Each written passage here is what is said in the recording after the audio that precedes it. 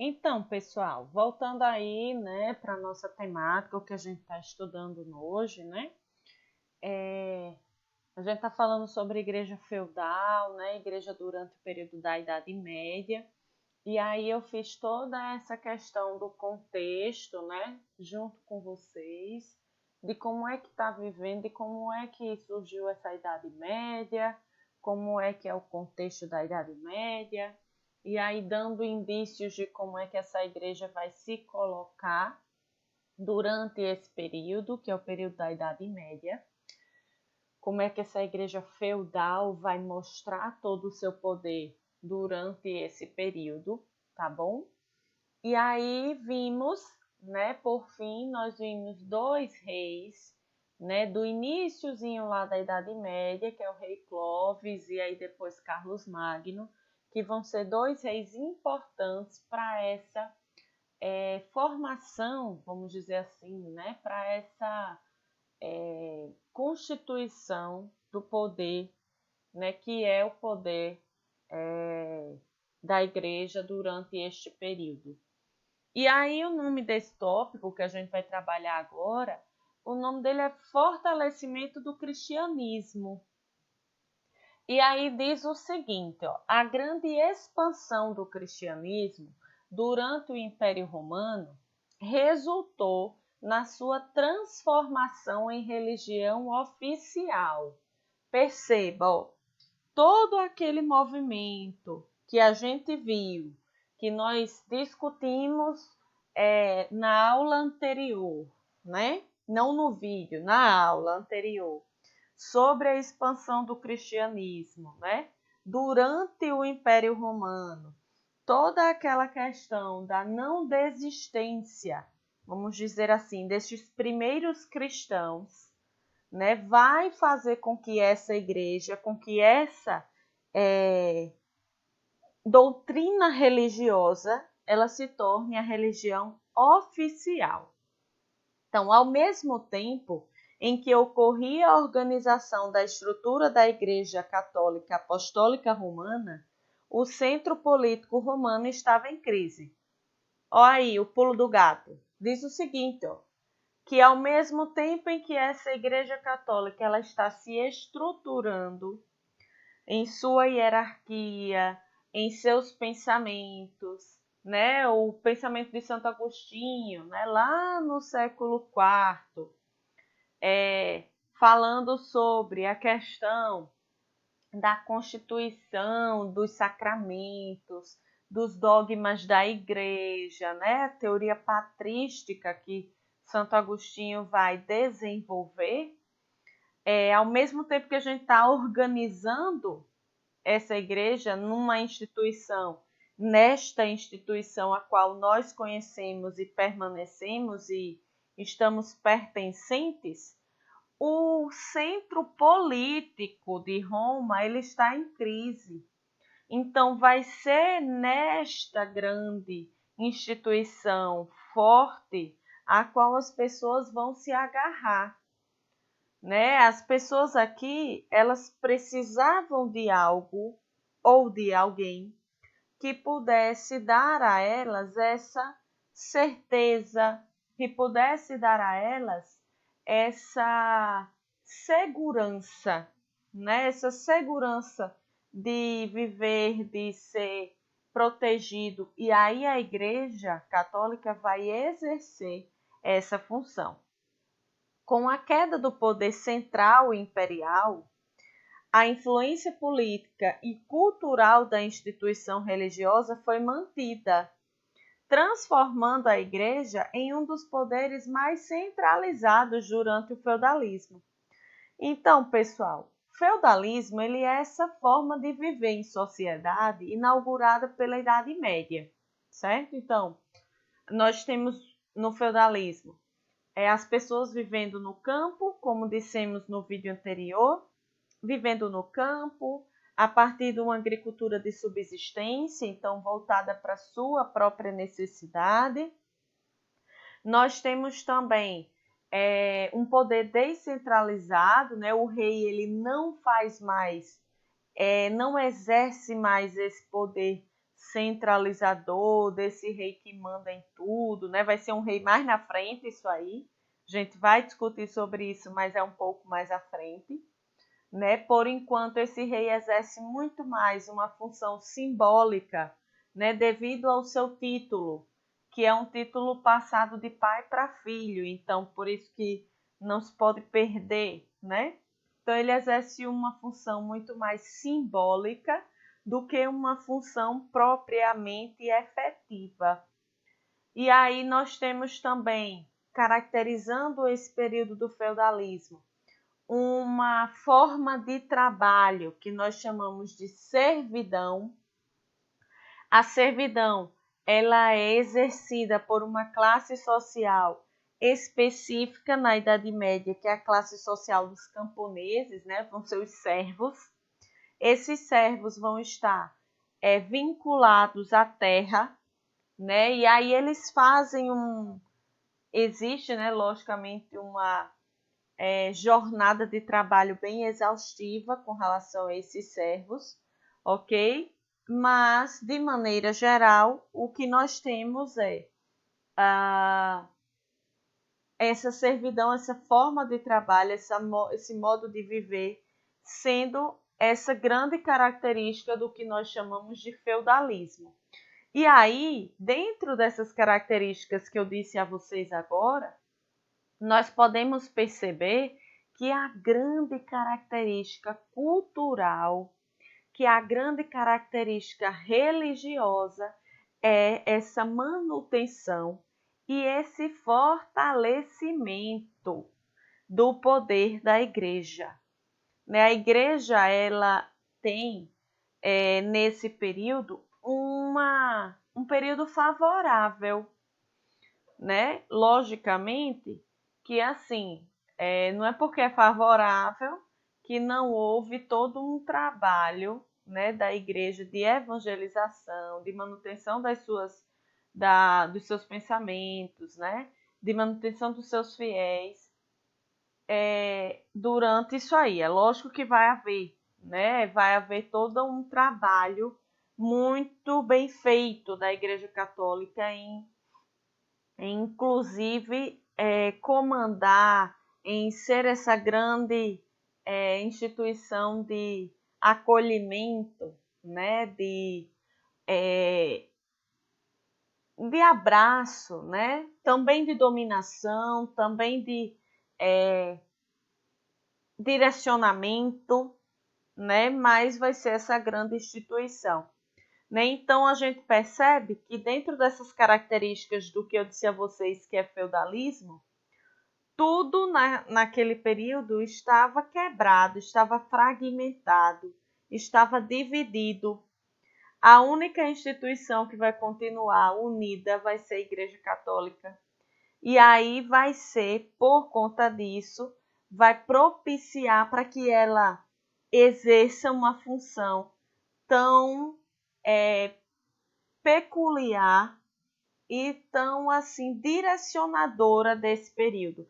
Porque com certeza, quando vocês pensam em Idade Média, eu acredito que a primeira imagem que vem na mente de vocês seja a Igreja Católica. Né? Ela é a grande imagem de referência do período, porque justamente vai ser ela que vai exercer essa grande influência, inclusive ideológica, no período. Então, vai ser de fato uma instituição que vai caracterizar, vai ser tão importante que vai caracterizar o período, ok? A igreja foi fundamental para a organização da forma de pensar dos homens no feudalismo. Né? E que forma de pensar é essa? A religião cristã terá grande peso nas manifestações artísticas, na interpretação dos fenômenos da natureza, nas explicações sobre as desigualdades sociais. Essa importância da religiosidade monoteísta cristã no mundo medieval é denominada de teocentrismo. Então vamos lá.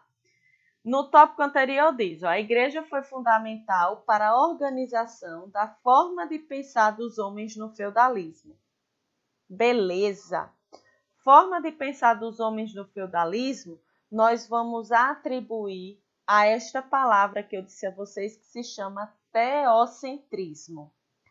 Teocentrismo é uma palavra do latim, certo? Vem teo, significa Deus, com certeza vocês sabem. Centrismo, centro. Então, de maneira bem grosseira, teocentrismo significa Deus no centro.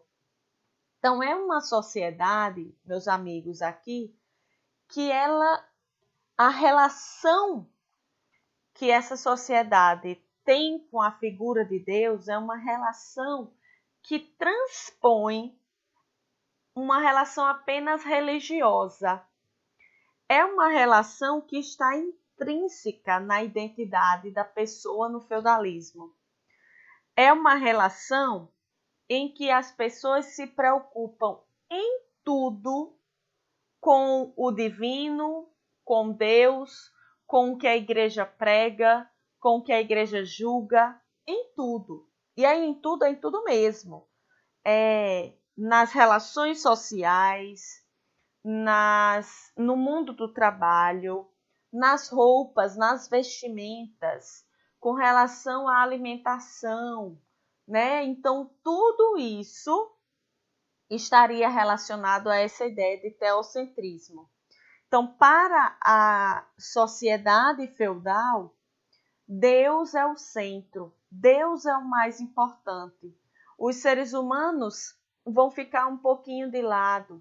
Não é menosprezando, mas é dando a Deus esse lugar de centro, onde as pessoas se preocupam, inclusive, no que fazer, no que pensar, no que vestir, se está agradável ou não ao que a Igreja Católica está pregando. Certo? E aí diz, tudo vai estar relacionado a essa religião. As manifestações artísticas, por exemplo, eu coloquei no canto direito da tela de vocês uma iluminura medieval. Eu fiz questão de botar uma iluminura do período para que vocês vissem. Botei uma que tem a temática da ressurreição de Jesus, né? Mas todas as obras do período da Idade Média são obras religiosas. Né? Era o grande tema a qual esses artistas pintavam. Era a vida dos santos, a vida de Jesus ou de Nossa Senhora, ou então o cotidiano de dentro dessas igrejas. Vai ser comum como manifestação artística, por exemplo, o uso de vitrais, né, de pinturas dentro das igrejas. Então, assim, como manifestação artística, a religião também vai ter grande peso, né? E aí diz, na interpretação dos fenômenos naturais. Então, a ciência nesse período vai ser ainda engateando, né? A gente vai ter períodos mais na frente, onde a ciência vai dar saltos maiores. Mas enquanto a ciência ela não explica racionalmente certos fenômenos, cabe à igreja explicá-los. Então, por exemplo, vai ser no período da Idade Média onde a igreja vai explicar. Ela acreditava que no nosso sistema solar, né, a Terra seria o centro do sistema solar e todos os outros planetas estariam rodando ao redor da Terra. Né? Então, justamente porque a Terra seria o grande planeta que recebeu Jesus. Então, por ser esse planeta que recebeu Deus, seria ele o centro, né? Que é justamente a chamada teoria geocentrista. Hoje, e tempos depois, né, depois de alguns estudos, viu-se que não era bem assim, né? Que o Sol que é o centro do sistema solar, e aí inaugurou-se uma nova teoria chamada de heliocentrista. Mas eu estou falando isso, dando este exemplo, para vocês verem também que a igreja, a religião cristã católica, certo? Isso tem que ser bem claro. As igrejas protestantes ainda não surgiram nesse período, tá? A religião cristã católica vai também estar relacionada a interpretações de fenômenos da natureza, né? A explicações de desigualdades sociais, a gente vai já ver lá na frente, né? No nosso próximo slide. A igreja vai, inclusive, ser importante para justificar certas organizações da Idade Média. E aí a gente está vendo esta pirâmide. Eu coloquei aí uma pirâmide, né? A melhor pirâmide que eu achei foi essa, tá? Para vocês verem como é que estava organizada a sociedade nesse período da Idade Média, né? Nós temos um rei. O rei tá no topo da pirâmide, mas não exerce um poder efetivo, certo? Como eu disse, o rei ele tem muito mais um poder simbólico do que efetivo. Abaixo dele, nós temos os nobres e o clero, né? Vocês conseguem perceber que há um triângulo entre essas três pessoas, rei, nobreza e clero, e uma separação com essa base da pirâmide maior que é o povo. Significa o quê? Que estas três pessoas aqui em cima, ó, elas têm em si quase que um status social igual, certo? Então, os nobres, o rei e o clero tinham um grande status social. Se eu tivesse que refazer essa pirâmide, eu ainda colocaria a igreja no lugar onde está o rei, porque a igreja vai ser essa grande instituição de unificação, de poder, de justificativa social, vai ser ela, né? E abaixo dessas pessoas que a gente estava discutindo aqui, abaixo, nós temos o povo, né? O povo, na Idade Média, ele vai exercer a função de trabalhar, né? O sustento de alimentação, por exemplo, vai ser feita por esse povo, ok? Então, o povo ele vai estar ali, ó, segurando a pirâmide, certo? O povo que vai estar, segundo aí essa esqueminha, vai estar sustentando o clero e a nobreza. Por que sustentando? Vamos ver agora.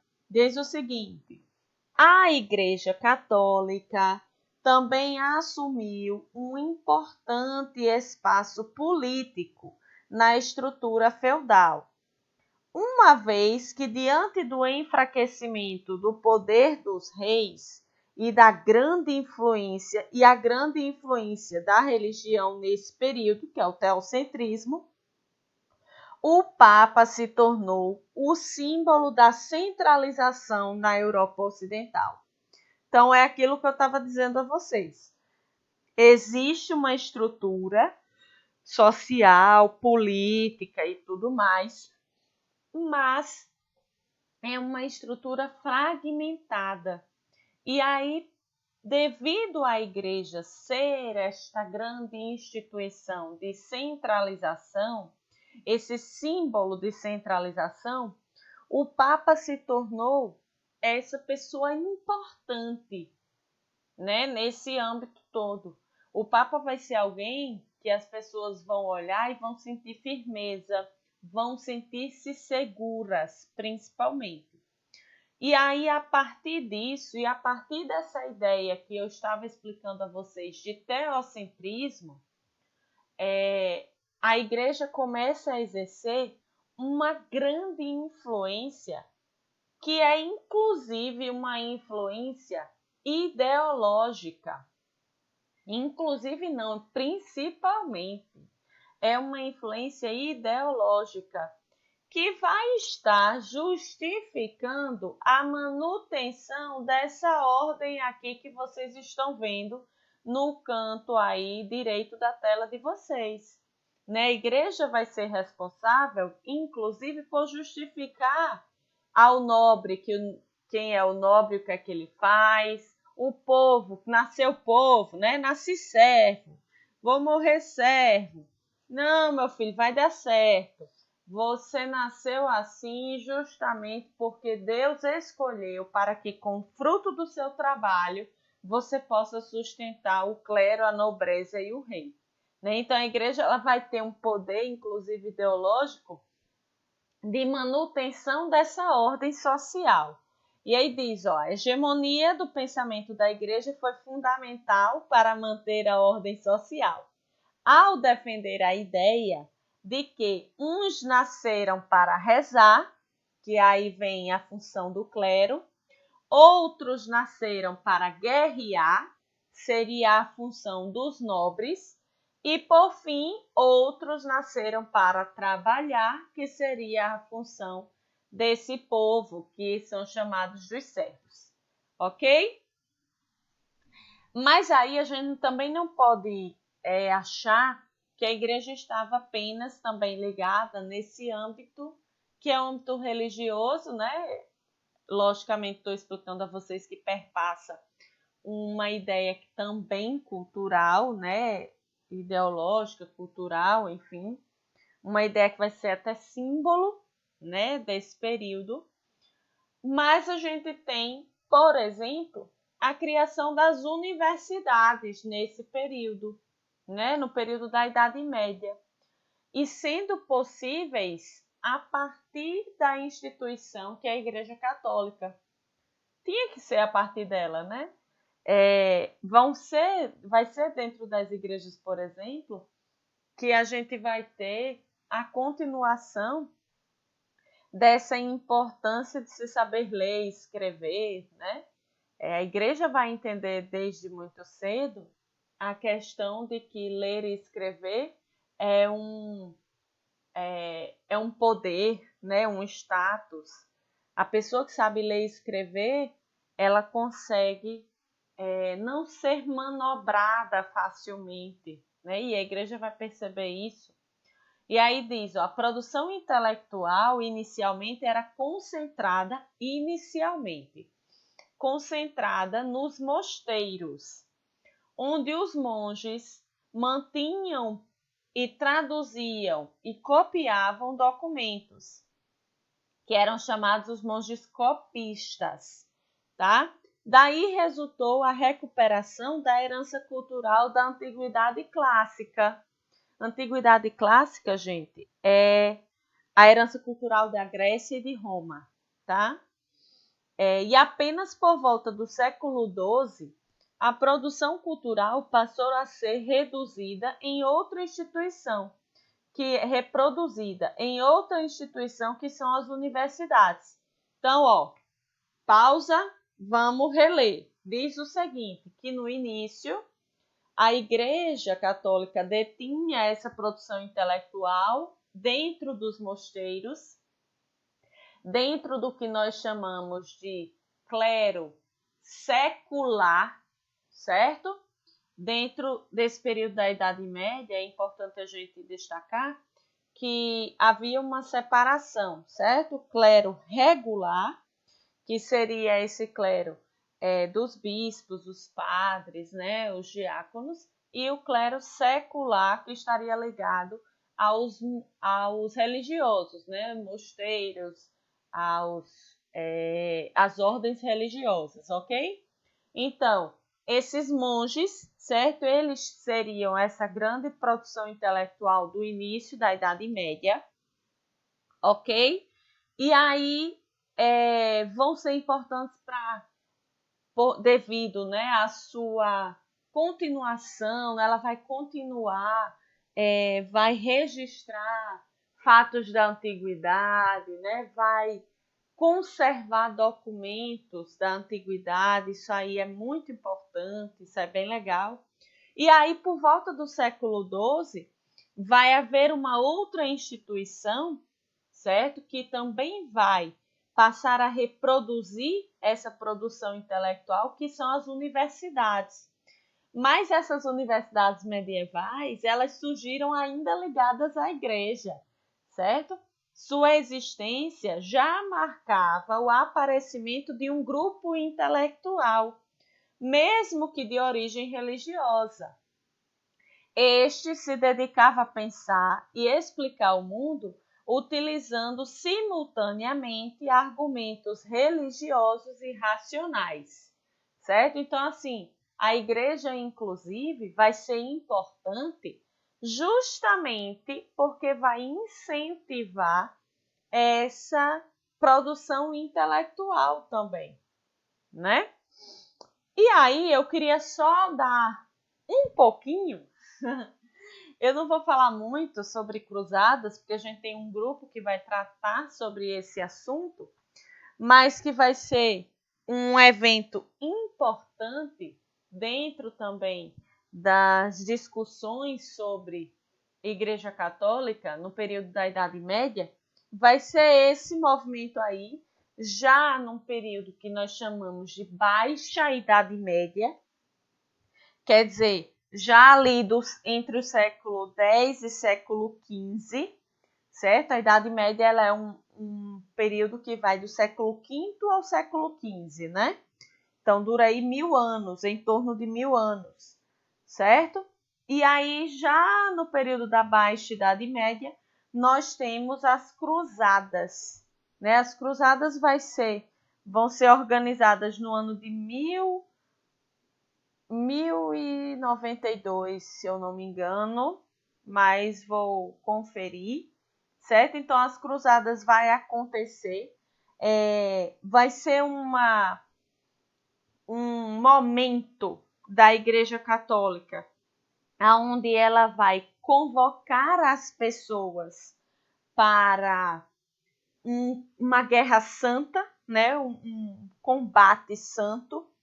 De início, vai estar ligada a uma reconquista da cidade de Jerusalém, certo?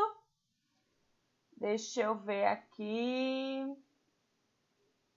Reconquista da cidade de Jerusalém, que é a primeira cruzada, ok? Mas vão haver, olha, isso mesmo, a data de início 1095, quase, bem pertinho. Mas vão haver em torno de 8 cruzadas, certo? Então, de forma geral, as cruzadas elas têm como objetivo difundir as ideias da Igreja Católica, né, pelo mundo, converter os infiéis. Que infiéis eram esses, né? Os infiéis eram os muçulmanos, que no mesmo período, um pouquinho tempo antes, estava acontecendo uma espécie de espalhamento, né? Vamos usar essa palavra, de dispersão dos povos árabes pela Europa, pelo Oriente, né? Pelo mundo.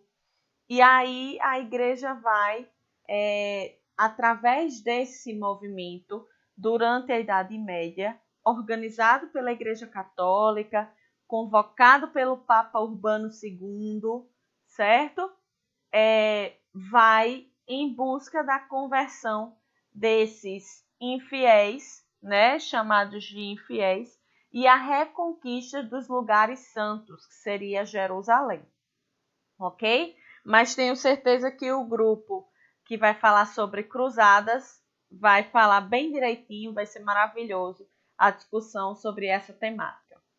Tá ok, gente? Então, espero que vocês tenham entendido legal sobre a importância, né, sobre o desenrolar da Igreja Católica no período medieval, né? Não dá para a gente falar tudo, mas a ideia central, né, que eu queria que vocês ficassem, era dessa grande instituição e aonde vai se ter um auge durante esse período, ok?